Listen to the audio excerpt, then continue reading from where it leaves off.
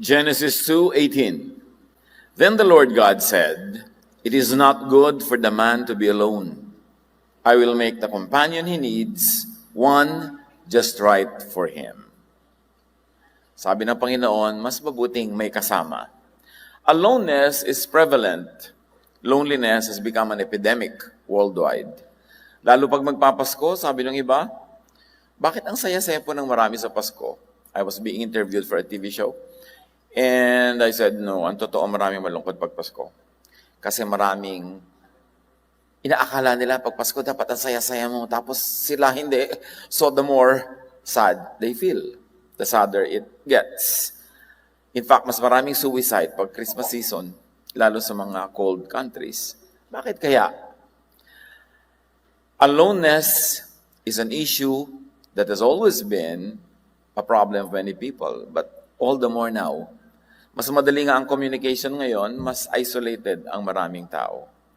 Makipag-isa, kahit sa isa man lang. Father, we thank you that you are God that would like us to be happy. You are God that has made many, many ways and steps to make us happy.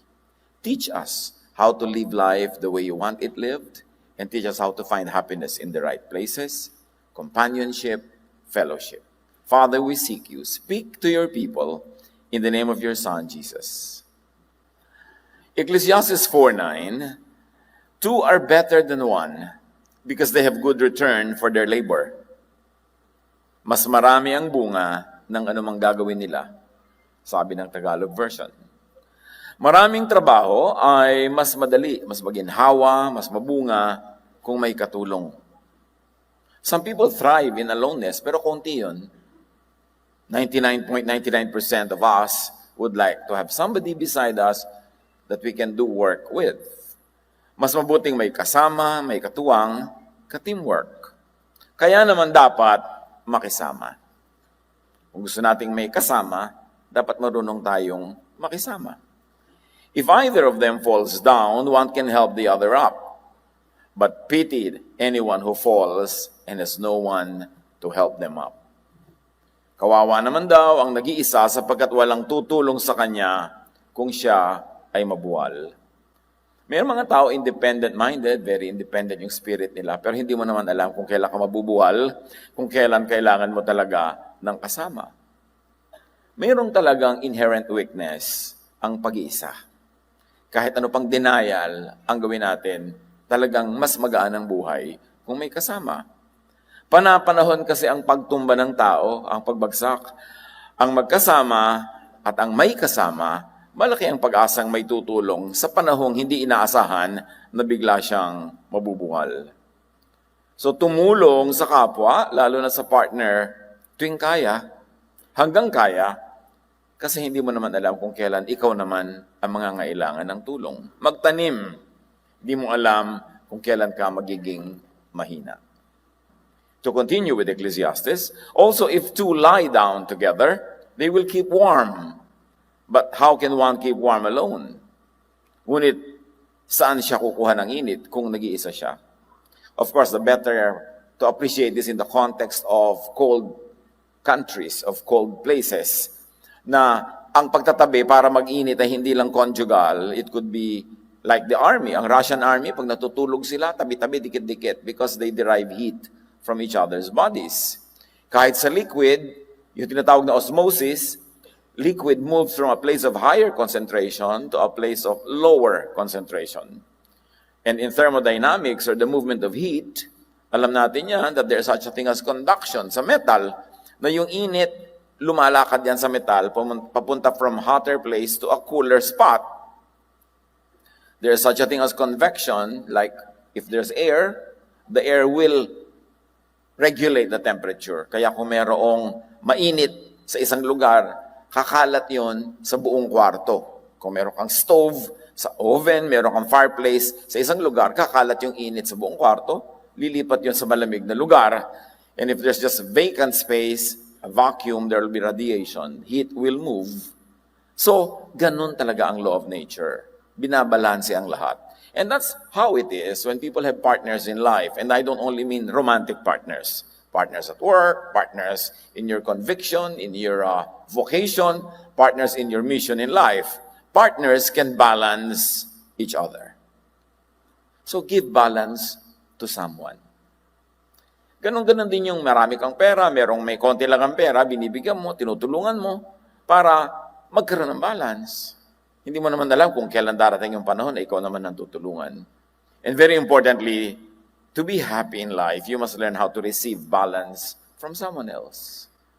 Wala namang taong talagang truly independent. Sabi nga nila, no person is an island. Panapanahon lang kung kailan ikaw ang tumutulong at ikaw ang tinutulungan. So, have someone to give to. Have someone to receive from. Have someone to thermodynamics with. Para maraming chances that the imbalances at the moment would be corrected. Patuloy ng Ecclesiastes, the one may be overpowered, two can defend themselves. A cord of three stands is not quickly broken. Kung ang nag-iisa ay maaaring magtagumpay laban sa isa, lalo na ang dalawa. Ang lubid na may tatlong pilipit na hibla ay hindi agad nalalagot. Kaya yung sinulid, madaling lagutin, pero pag itinirintas mo yan, hindi na madaling lagutin. Kaya matibay ang lubid. Kaya matibay anything that is braided because all the energies of single strands become one big force when braided together. Nakakapagpalakas talaga ang kasama. Kaya magbigay lakas ka sa iba. Habang ikaw yung malakas, magbigay ka na magbigay. Kasi magte-thermodynamics din yan, mag-osmosis din yan. Pag ikaw yung weak, merong magbibigay sa'yo ng lakas. Nature will find you. If you are an agent of balance, nature will find an agent of balance for you and for your sake when your need arises. Tumanggap ng lakas mula sa iba. Kaya ganun din sa church, sa fellowship. Sabi, ang Espiritu daw ang nagbibigay ng mga kanya-kanyang mga katangian at kalakasan sa atin para pag tayo'y magkakasama, na ibibigay ko sa inyo ang aking lakas, na ibibigay nyo sa akin ang inyong lakas, na ibibigay ng isa't isa ang lakas niya sa isa't isa. That's why the fellowship is complete. Mahalaga talaga yung ganong klaseng relasyon. Nagpapalakasan sa isa't isa. So may kasama o wala, ang tunay na pamasko ay si Jesus bilang kasama. Ano nga ba talaga ang diwa ng Pasko? Ano ba talaga yung gift ng Pasko? Ano bang ibibigay kong gift para maging makatuturan? Nakakalimutan natin yung the gift of companionship. The gift of presence.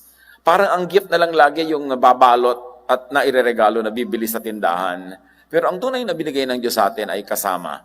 John 1:14, the Word, meaning Jesus, became flesh and made His dwelling among us. Nagkaroon tayo ng kasama. Kasama from heaven. Kasama from God, anak ng Diyos. Matthew 28:20, you can be sure that I will be with you always, sabi ni Jesus. So sa John 1:14 dumating, nung aalis na sa Matthew 28:20, sabi niya, ang totoo, lagi ko kayong sasamahan. I'm going to send the Holy Spirit to be with you forever. Every day. Ganun, until the end of this age. Hindi yun end of the world, end of this age, end of time. Hindi ibig sabihin end of all time, kundi end of a time cycle. Marami nagtatanong, bakit po sabi yung Mayan calendar, mag-e-end na ang world? Bakit hindi nag-end? Tapos na yung calendar. People forget that the time concept of the ancients is not all of time, but a cycle of time. Isang season. So pag sinabing end of time, nag-end na yung isang season. Hindi ibig sabihin, nag-end ang planet. At sabi ni Jesus, until the end of time, or this kind of setup, this kind of arrangement, until this ends, I'm going to be with you. Then welcome you into another cycle of time when I will be with you in all kinds of levels and in all kinds of dimensions. At sabi niya, I will always be with you until the close of the age. And this is what we need to understand. This is what we need to internalize so we will never feel alone. That Jesus promised to be with us all the time. Kaya mga iba very enlightened, pag dumating, nag-iisa lang po kayo, hindi, kasama ko sa Lord. Kuminsan parang mukha namimiloso po, pero ang totoo, kung niya yun, ang lalim nun. Kasi hindi talaga tayo naging mag-isa mula nang ipinangako yan ni Jesus. Mula nung tayo'y tumanggap kay Jesus, at sumama tayo sa pamilya, the family of God, because we have become children of God through faith in Jesus, From that time until the next period, the next cycle of time, whatever that will mean, or eternity, if it means eternity, until that time comes, we are never really, truly alone. Isang malaking pandaraya para tayo mapapaniwala na tayo ay napag-iisa. Kasi ang tunay na pamasko, si Jesus bilang kaibigan, kahit ng hindi mga deserving. Remember the time when Jesus was sent, sabi sa Bible, in the fullness of time, God sent His Son. Kasi nung time na yon, sobrang mamayagpag ang relihiyon, at ang relihiyon, ang ipinamumukha sa tao, masama ka, hindi ka bagay sa Diyos, galit sa iyo ang Diyos, walang naghihintay sa iyo kundi kaparusahan, walang naghihintay sa iyo kundi impyerno, lagi kang guilty, lagi kang malungkot, lagi kang namamanipulate ang religion. Doon ipinadala si Jesus at sabi, from now on, you will never be alone because I have been sent by the Father to be with you forever. At ipinadala siya para sa lahat, but very specifically and specially and emphatically dun sa mga feeling hindi deserving.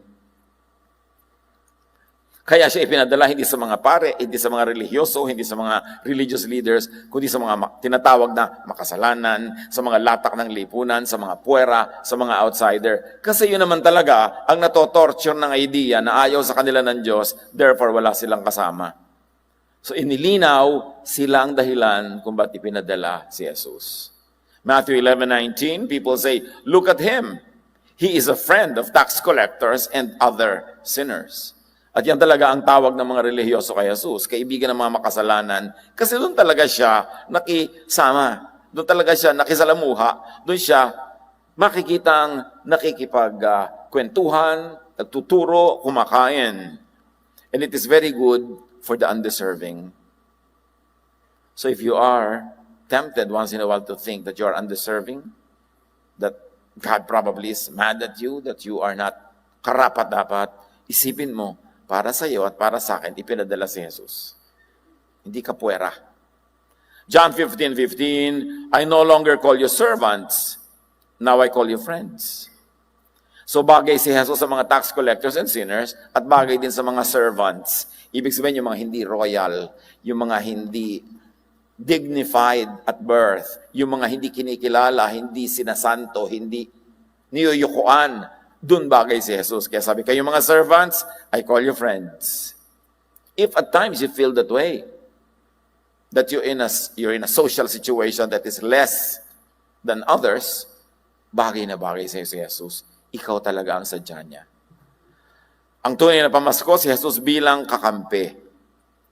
Kasi nung sinilang siya, and all throughout time anyway, people feel na kalaban nila ang Diyos. Nagalit sa kanila ang Diyos. At marami silang kalaban. Ang tao maraming kalaban. Una, kalaban mo ang masasama.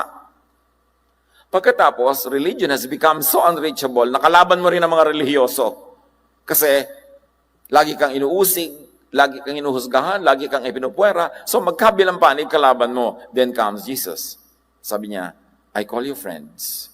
I have come that you might have life and have it abundantly. At hindi mo kalaban ng Diyos through Jesus. Romans 8:31, if God is for us, as proven by Jesus, no one can stand against us. And God is with us. Sabi ng easy-to-read version. Sabi niya, kung kakampi mo ang Diyos, sinong makakalaban sa iyo? At itong dinidiin ko, sabi niya, kakampi mo ang Diyos. Hindi dumating si Jesus para kausigin, kundi para kailigtas sa mga nang-uusig sa iyo, pati na sa sarili mong budhi that was already conditioned na pababain ang iyong sarili dahil ganyan ang ipinamukha sa iyo ng legalistic religion.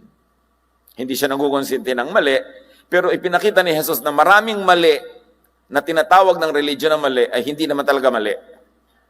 Sabi lang nila yon, so huwag kang mag-guilty pagka yun ang issue. Noon, napakalaking kasalanan pag may ginawa ka during Sabbath. Biglang sinabi ni Jesus, I am the Lord of the Sabbath. Sabbath was made for you, not you for the Sabbath. So gawin mo kung anong gusto mo pag Sabbath. Basta hindi masama. Pero yung kakain ka, mamamasyal ka, magpapahinga ka, anong masama doon? Hindi naman yung binabawal ng Diyos. Yung nakakain ka ng isang bagay na ipinagbabawal ng Jewish dietary law, guilty ka na. Sabi niya, it's not important what gets into your mouth, but the words that you say that go out of your mouth, that's what's important. In other words, pinalaya ni Jesus sa mga tao sa hindi naman kailangang ika-guilty, pero isiniksik sa utak mo ng religion na dapat ka mag-guilty. Kaya kakampi mo ang Diyos sa pagtatanggal ng guilt at dun sa mga totoong kasalanan ay sa pagpapatawad naman nun. So, wala kang pupuntahan na hindi ka naaabot ng pag-ibig ng Diyos through Jesus. Psalm 34:18, "The Lord is close to the brokenhearted and saves those who are crushed in spirit." Kaya ayoko po mag-church kasi sobra akong brokenhearted. Parang ang layo-layo ko kay Lord. Parang ang layo niya sa akin. O bagay na bagay sa yung church. Kasi si Jesus talaga para sa brokenhearted. Kung merong dalawa siyang kakausapin, yung isa sobrang saya at yung isa sobrang lungkot, kakausapin niya yung malungkot. Although hindi rin naman niya tatanggihan yung masaya kung lalapit sa kanya. Pero talaga ang hinahanap ni Jesus, sabi niya, "I have come to seek and save the lost." And lost doesn't only mean sinful, legally speaking, by the standards of the temple. Yung lost na itinapon ng lipunan, itinakwil ng pamilya, yung litong-lito na siya kung worthy pa ba siya bilang tao dahil marami siyang kabiguan, yun yung mga lost na yun na hinahanap ni Jesus. The Lord is close to the brokenhearted. Dapat lang kasing ma-internalize ng brokenhearted na the more broken the person is, the more available Jesus is. Hindi lang kasi laging siya ang hinahanap natin pag brokenhearted tayo, kung sino-sino ang hinahanap, kung kani-kani tayo nagpupunta, kaya hindi natin nararamdaman. Sasabihin, ba, para po ang layo ng Diyos, kahit kailan di lumayo sa yung Diyos, guni-guni mo lang yan. Baka yung loob mo malayo. Baka yung ginagawa mo, pampalayo. Pero hindi lumalayo sa iyo ang Diyos kahit kailan. God is only a prayer away through Jesus. And what does Jesus do? Jesus gives us and helps us get balance. He gives help and balance. Jesus gives strength to the weak. So sabi niya, when I am weak, then I am strong. When I am poor, then I am rich. When I am sick, then I am healthy because Jesus will balance me. Kailangan lang ibigay mo yung sarili mo, ilagay mo sa position where the power of God can be at work in you.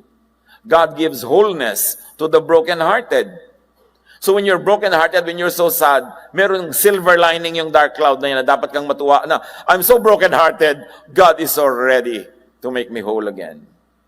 But you've got to put yourself in the hands of God. God gives restoration to the crushed in spirit. So nabigo ka, bumagsak ka, hindi na kamit ang iyong pangarap, nawalan ka ng papa, ganyan. Punta ka kay Papa Jesus. Kasi kung sino-sino mga papa ang hinahanap, although hindi naman masama yun, pero nakakalimutan yung talagang Father in heaven, our God, represented by the Lord Jesus. Kaya tuloy pag iniwan ka ng ganitong tao, hindi ka pumasa sa exam, bumagsak ka sa ganun, para ka ng dinagana ng mundo. Kasi nawawala si Jesus sa equation, akala mo nag-iisa ka. Pero nandun siya. At napakahalaga ma-internalize natin yun at hindi ko kayang i-internalize for you. Internalization is a private, personal activity. Dapat kayo ang dumibdib, umunawa na si Jesus ay lagi mong kasama. Dapat mong matutunan na maramdaman yon. Dapat mong matutunan na makita yon. At ikaw lang, walang makakatulong sa iyo para mangyari yon. You've got to look internally. You've got to look with your spiritual eyes to see that Jesus is always with you. At sabi pa niya, Matthew 18:20, "When 2 or 3 gather in my name, there I am with them." Alam niyo ang kahulugan nito, marami. Pero isa dito, dati pag hindi ka member ng temple, puwera ka, malayo ka sa Diyos. God is only in the temple, sabi ng priest. At ngayon sa marami mga religions that claim to be the only true one, pag hindi ka nila member, wala ka sa Diyos. Sabi ni Jesus, "When 2 or 3 are gathered in my name, I am there." Kahit hindi ka official member ng congregation na yan, pag may 2 o 3 nagkakasundo sa pangalan ko, naniniwala sa akin, my church. You know how Jesus democratized religion? Dati kailangan dumaan ka sa mga sistema ng mga pare, dumaan ka sa kanilang mga ritual, magbigay ka sa kanilang mga ambag, because God was franchised by many religions. Pero sabi ni Jesus, no. When 2 or 3 are gathered in my name, there is a church. So, hindi ka member ng ganong kongregasyon, ng ganong kalaking kongregasyon, wala ka na sa Diyos. Jesus makes a fellowship of believers. So people won't have to be alone. And people won't have to chase the institutionalized the glamorized institutions of his time and of all times. So people don't have to be alone physically dahil kay Jesus. Kung minsan you feel alone, ikaw lang may ganitong sakit, akala mo ikaw lang may ganon. Ikaw lang nakakaramdam ng ganito physically na kung minsan yun ay sakit. Kung minsan na super lakas ka, nabubuhat mo talaga yung kotse, you feel alone. Minsan naman, may kung ano-ano kang nararamdaman, ikaw lang ang ganyan, ikaw lang ang ganito. But no, Jesus is with you. Naranas ni Jesus, symbolically, ang lahat ng mararanasan ng tao sa buhay. Kaya kaya niya maintindihan ang sino man sa lahat ng kalagayan. You can never be alone socially. Kahit in the human social circles, you're outcast, you're puera, you're isolated. Sometimes you are unable or disabled and you feel isolated. Nararamdaman mo ba yun? Ang taas-taas mga hagdan ng mga pupuntahan, wala man lang ramp para sa iyong wheelchair, wala namang elevator o escalator, you feel alone. Sabi mo, parang hindi ako kasali sa inisip ng mga tao ito nung ginagawa nila itong building na to. Yung maraming beses, pagka meron kang disabilities, meron kang other abilities, you feel alone in your misery and your suffering. Parang ikaw lang kuminsan na ganyan ang ugali. Socially speaking, wala ka makasundo. Hindi yung totoo kasi alam din ni Jesus ang situation mo. Dapat kang humugot ng lakas mula sa kanyang presensya. You could feel alone mentally. Yung ikaw lang may ganyang isip. Yung ikaw lang may IQ na 340. Sabi, ay, waistline ko po yun. Bueno, ikaw lang may waistline na 340. You still feel alone. Kung minsan, ikaw lang may ganung pag-iisip. Sa pamilya nyo, parang ikaw na lang matalino, lahat hindi. Nararamdaman nyo ba kung minsan yun? Marami kong tinatanong, sa 10 kilala mo, ilan ang bobo? Sa tingin mo? Yung iba nagpapanggap pa, pero pag nagpakatotoo, sasabihin nila, 9. Wow, di nasa 9. Nasa 1 kaya tayo dyan. But kahit ng tali-talino mo, you feel alone. At pag hindi ka matalino, sa tingin mo, also you feel alone. Kahit saan ka sumuot, when you want to dramatize your life and feel alone, you will feel alone. So, merong ganyan. Ikaw lang nag-iisip ng ganon. Ikaw lang ba nakakakita ng ganon? Ba't sila hindi nila makita? And you could also be alone spiritually.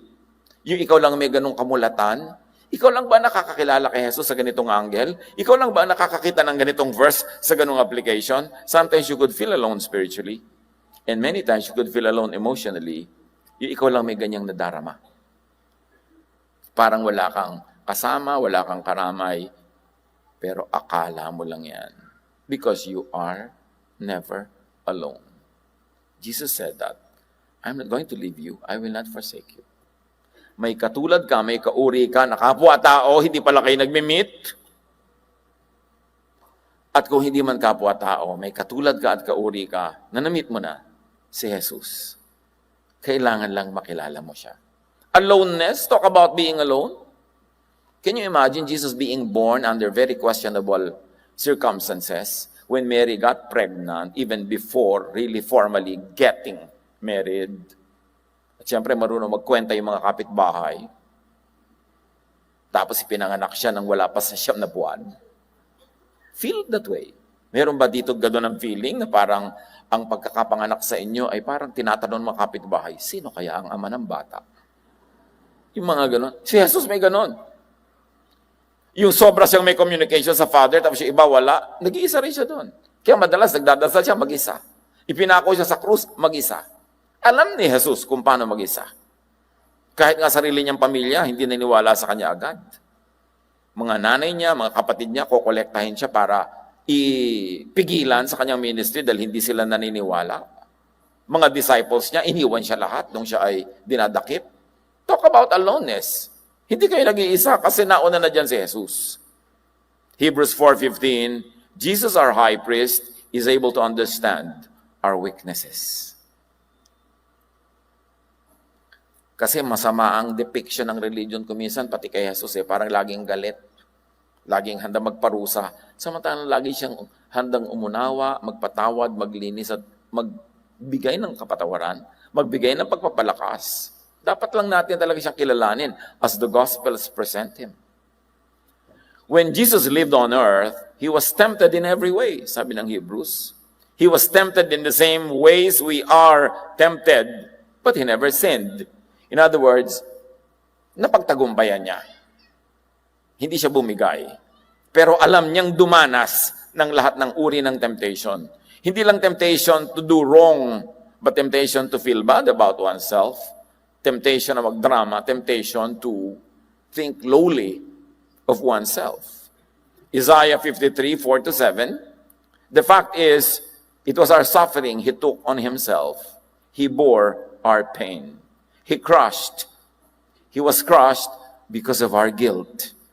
This was the prophecy of the ancients about their Messiah, and this Messiah was connected by Matthew to Jesus. He said, si Jesus ang tinutukoy dyan. Nagkaroon ng thermodynamics. Yung mga kasalanan natin, siya nagbayad. Yung mga sakit natin, siya ang nagdala. So yung kanyang kalakasan, pupunta sa atin. Yung kanyang kabanalan, pupunta sa atin. He took the punishment we deserved, and this brought us peace. We are healed because of His pain. That's why I was belaboring to explain the transfer of heat, the transfer of liquid, because that's what happened in the cross. Na lahat ng ating hirap ay dinala niya. Lahat ng ating pag-iisa ay dinala niya. Lahat ng ating mga dinaramdam, pagkukulang, karumihan, lahat ng parusang dapat mapunta sa atin ay inako niya, kaya wala ka ng karapatan magdrama. Intindihin mo lang yung katotohanan na binayaran na ni Jesus ang lahat ng kasalanan mo. Na ang lahat ng pag-ibig na pwede ibigay sa iyo ng Diyos ay ibinibigay niya hanggang ngayon. Na hindi kanya iniiwan talaga. Imagination mo lang yon. Kaya dapat nating ma-enjoy yung spiritual fellowship with Jesus apart from physical and social fellowship with fellow humans. But how can we do that? Because we too are spirit. We were born in spirit when we accepted the Lord. Nung nanalig tayo kay Jesus, tinamnan tayo ng Espiritu na pwede na makipag-ugnayan with God through the Spirit, although we can now still communicate and socialize with humans through human ways. Pero meron pa tayong ibang channels of fellowship, and that is the spiritual channel na madalas hindi natin binubuksan, kinakalawang o mahina ang signal. Iba low bat kasi kulang sa practice. Yung mapag-isa ka kasama si Jesus. Gaano karami sa oras natin sa maghapon ang si Jesus lang kasama. When we meditate, we just sit there doing nothing and let the Lord speak to us. Walang agenda, walang lesson plan, just let the Lord take over. Kulang na kulang tayo doon. Kaya hindi natin na-develop yung spiritual fellowship with God. Naakala natin, pag nalagot ang fellowship natin with humans, ay nag-iisa na talaga tayo. We forget that we are not just human, but we are also spirit, because the Spirit of God lives in us. I-develop natin yung ating spirituality. Yun ang mahalaga. At yun ang binibigay ni Lord, balance. Jesus is a balancer. And Jesus makes a fellowship of believers so people won't have to be friendless. Nag-iisa kang ganito ang ugali. Nag-iisa kang ganun ang kasalanan. Nag-iisa kang ganito ang kahinaan. Nag-iisa kang ganun ang kalakasan. But when you join the church, and really join the church, not just attend programs, hindi ka lang nakikihalubilo, kundi kayo nakikisangkot, nakikiisa sa mga kapatiran, malalaman mo, marami palang tulad mo. Are you one of us? Yung nakalagay sa damit mo na gano'n. Diba? Men in black rin ba? Nagkakakilala sila. Ikaw ba, anak ng Diyos? Marami kang makikilalang, pala, hindi pala ako nag-iisa. But people feel isolated, though they have church activities, because they don't really get immersed in the family life of the church. Kaya mahalaga yung sambahay natin, yung pamilya, kayo-kayo, tatanda kayo magkakasama, alam niyo mga pinagdaanan ng anak niya, yung anak mo, alam niya, nangyayari sa inyo ang lahat ng nangyayari sa buhay ng mga normal na tao, humihina, lumalakas, kakapera, naghihirap, magkakasama kayo. And then you will know that God accompanies you, not directly in spirit, but through other believers that are inhabited by the Spirit of God. Na ang pakikipagniig sa iyo ng Diyos ay hindi diretsahan lagi, kasi sa eternity pa yon, dun sa end of time na ito, na pag nagbigin yung new time, dun yun mangyayari. Pero ngayon, nakikipagniig pa rin sa iyo ang Diyos through the brothers and the sisters. Tinutulungan ka ng Diyos sa pamamagitan ng tulong ng mga kapatid. At ikaw naman ay inilalagay ng Diyos sa work. God puts you at work by making you help the other brothers and sisters. So, nagkakaroon ka ng mga kaibigan. kapalagayang loob. Those who join with Jesus joins with everyone else who joins with Jesus. And this is what the church is all about.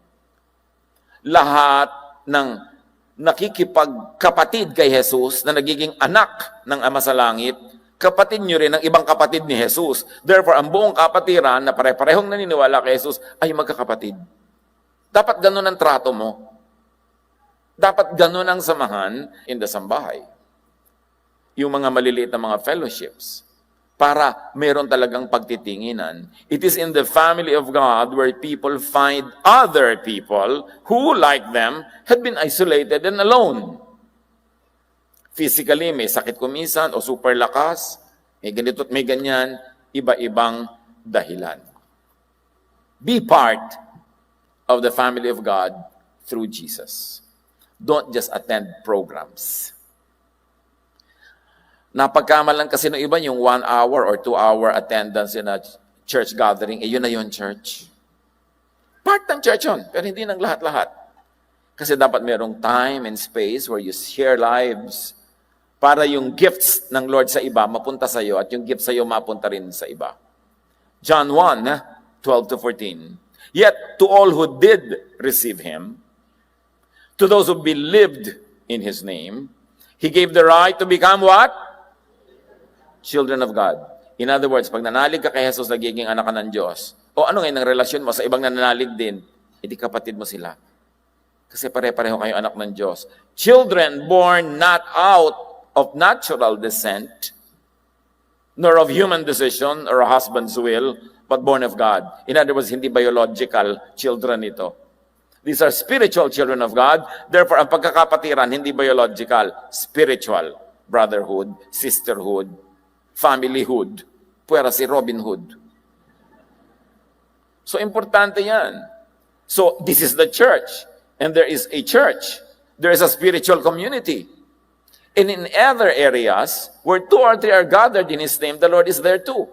Kaya marami tayong mga OFW sa mga kapatiran na, kami, ang konti-konti po namin dito sa isang maliit na village sa Norway. Diba? Konting talon ko na lang po, nasa ulap na ako. Pero, gather 2 or 3 para may church. Para mayroong fellowship. At kung talaga nag-iisa ka ng physically, hindi pa rin, kasi kasama mo pa rin si Jesus. Dapat walang feeling of aloneness. Huwag nating always i-associate with human company yung fellowship. Because especially now, you can be together in spirit, though apart physically. And the Word became flesh, sabi ng John, and made His dwelling among us. So si Jesus ay nakahalubilo bilang flesh, at nung siya'y umalis na, sabi niya, I'm going to send the Holy Spirit to you. You will never be alone. So now, kasama pa rin natin ang Diyos sa pamamagitan ng Espiritu. Jesus lives in the fellowship among believers. Gusto mong harapin ang Diyos, huwag ka na magpunta sa malalayong bayan para ka mag-pilgrimage. Huwag ka na pupunta kung saan lugar. Maki-join ka sa fellowship kasi makikita mo ang mukha ng Diyos sa bawat isa. Practice, tingnan nyo nga mga katabi nyo dyan. Diyos ba nakikita? Dapat, di ba? So dapat pinapakita natin sa kapatiran natin yung anyo ng Diyos sa atin kasi may natitira pa rin anyo dyan si Taning. Tigin uli. O, di ba? Pwedeng mangibabaw yun at any moment eh. Kaya meron tayong pananagutan sa isa't isa to represent God. Kung ganun, may natitira pa sa akin dito kamo ng aking old self eh. Siyempre, hindi naman yung tumalsik na ganun bigla-bigla. Pero hanggat maaari, pinaiiral natin yung Espiritu ng Diyos ang mangibabaw sa ating buhay, sa ating mga pakikitungo sa kapwa. At pag nangyayari yon, hindi nahahanapin ng Diyos kung saan sa malalayong lugar para lang mag-pilgrimage na inuuto ng mga travel agency. Because God lives in you. Jesus lives in the fellowship among believers. The lesson is, be and stay in the fellowship. Biro nyo, ang dami-dami mga kapatiran, ang daming gifts ibinigay sa bawat isa dyan. Kung kayo ay nakikipagmabutihan, nakikipag-isa, lahat ng gifts sa kanila, pakikinabangan nyo. May ang galing kumanta, kakantahan lang niya tayo, daig ba natin na nag-Bible study. Meron ang galing magturo, pag nagturo yun, para kang dinala sa langit. Meron din nagdadala sa impyerno, ha? Kaya, iniingatan natin ang pinagkakagawa natin sa buhay. Pero yun ang benefit. At ikaw naman, kapatid, anong binigay sa'yo ng Diyos na pwede mo ibigay sa kapatiran? Of course. Do your part, you get your share. Osmosis, thermodynamics, pagbabalance ng lahat ng bagay. So welcome and keep and allow others to enter and stay in the fellowship. Na iba eh. Pagdaan ng panahon, yung temple naging very exclusive.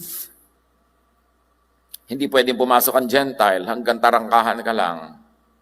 Hindi pwedeng pumasok dito ang mga babae, lalaki lang. At kahit lalaki, hindi ka pwedeng pumasok dito kasi this is the most holy place. At kung hindi ikaw ang high priest, hindi ka pwedeng pumasok sa loob-looban because yun lang dapat high priest ang nakakapasok doon. Naging exclusive ang religion, maraming puwera, maraming layers na hanggang doon ka lang. Kaya nung araw, nung kakatapos pa lang ng Second World War, mayroong kasabihan na hanggang pier ka lang. Kasi mayroong mga babaeng Pilipinong na-inlove sa mga sundalong Amerikano. Anak, nagdadalang tao ka. Anong pangalan ng boyfriend mo? Sino ang ama niyan? Inang, ang alam ko lang po yung pangalan niya ay Joe. Noon naman po sumakay sa barko, kakaway-kaway ako. Tapos hindi na po sumulat. Yun ang hanggang pier ka lang na tinatawag nila.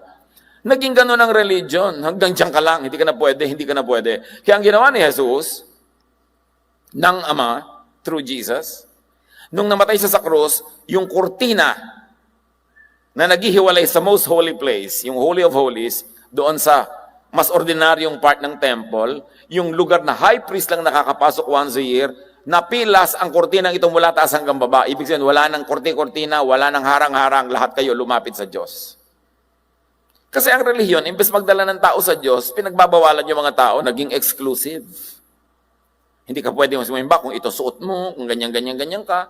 Ngayon, kung nakikilugar ka lang, siyempre may mga policies, sumunod ka. Pero kung sarili mong lugar, di dapat walang masyadong ganyang policies. Pero ang importante, ginawa ng Diyos ang langit na naaabot through Jesus. Matthew 11:28-30, "Come to me, all of you who are weary and burdened, and I will give you rest." All ang invitation, I am gentle and humble in heart, and you will find rest for your souls. So all yan. Pastor, tatanggapin po ba natin yung mga ganito ang gayak? Ano ba sabi ni Jesus, di ba all? Pastor, tatanggapin po ba natin yung ganito ang buhay? Yung ganito ang kanilang moral life? Tatanggapin po ba natin sumama sa atin at maglingkod yung mga ganito ang mga pamumuhay? Hindi ba sabi ni Lord, come to me, all of you. Tired ba kayo sa buhay? Tired kayo sa kasalanan? Tired ba kayo sa pang-uusig? Tired ba kayo sa lahat? Yes, come. Si Jesus yun. Pero hindi ganoon ang religion. Sasabihin pa ba, bakit kinokondone nyo dito yung ganyan? Ba't pinapayagan nyo yung ganyan dito? Sabi nga ni Jesus, i-welcome mo, ano ka ba? Para magpalakasan, mag-aralan, magdasalan para sa isa't isa, magtulungan. And when all human efforts fail to transform a person according to the standards of men and women, then i-apply mo yung law ni Lord. Sabi niya, all those who come to me, I will never cast out. John 6:37, all those the Father gives me will come to me, and whoever comes to me, I will never drive away. Tapos ang religion nagda-drive away. That's why Jesus is to be reintroduced into Christianity. Kasi ang dami-dami ng sumingit na ibang katuruan, hindi na maka-Jesus. Make and let the fellowship be welcoming, accepting, inclusive, and restful. Magiging restful lang yan kung titigil ang mga tao magbatuhan, mag-usigan, maghusgahan. Kailangan restful. Because Jesus lives in the church, in the fellowship, and also in the believer personally. So si Jesus nandun sa 2 or 3, nandun sa gathering, pero nandun din siya sa individual. Galatians 2:20 says it very clearly, Christ lives in me. And very clearly sinabi, God does not live in temples made by humans, but He lives in the hearts of believers. Tapos yung iba nagpipilit pa rin, temple, temple, temple. Yung gumuho na temple, sinira na, gusto pa nilang buuin muli. Bakit bubuuin muli ang temple sa Jerusalem? Mag-aalay ka uli ng mga baka? Mag-aalay ka uli ng mga kambing? Inialay na nga si Jesus as one supreme sacrifice. Bakit inuuto pa tayo na dapat tayong magbuo na naman ng ganung batong temple? E di, pumailalim na naman tayo sa mga Pharisees. Sumailalim na naman tayo sa mga religious leaders na pinalaya na nga tayo ni Jesus sa ganon. We are now the temple of the living God. 1 Corinthians 6:17, whoever is united with the Lord is one with Him in spirit. So let Jesus live in you in glory and majesty, and let and make the thought of Jesus inhabit your mind. How does God live in you? When the thought of Jesus inhabits your mind. Na ang isip niya, gano'n ang isip mo, yung values niya, yun ang values mo, then Jesus lives in you. Colossians 3:16, let the teaching of Christ live inside you richly. Dibdibin ang katuruan ni Jesus, ipamuhay, practicein, muscle memory, magiging second nature mo to be like Jesus. Galatians 2:20, so I am not the one living now, it is Christ living in me. I still live in the body, yes, but I live by faith in the Son of God.